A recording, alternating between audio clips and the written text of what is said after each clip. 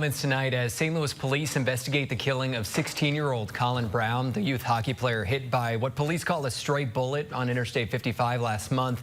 3 additional suspects were charged yesterday, Friday, as part of the investigation. They're currently charged with drug and other crimes unrelated to Brown's murder. Take a look. 21-year-old Calvin Owens is charged with possession of a controlled substance and unlawful use of a weapon.